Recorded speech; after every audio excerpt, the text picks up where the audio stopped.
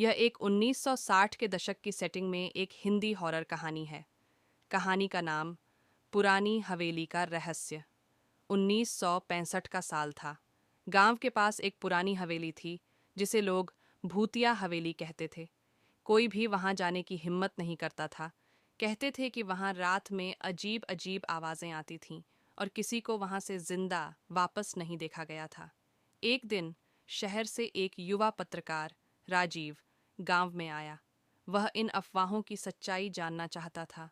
गांव के लोगों ने उसे मना किया, लेकिन राजीव जिद्दी था।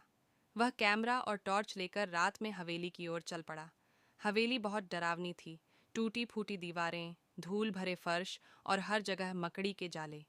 राजीव ने जैसे ही हवेली में कदम रखा, दरवाज़ा अपने आप बंद हो गया। वह चौंक गया, लेकिन उसने हिम्मत नहीं हारी। अंदर अजीब सी ठंड थी। उसे लगा कि कोई उसे देख रहा है।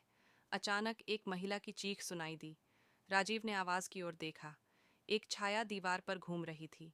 वह तेज़ी से दूसरी ओर भागा। एक कमरे में उसने एक पुरानी डायरी पड़ी देखी। डायरी में लिखा था कि यह हवेली कभी ठाकुर विजय सिंह की थी।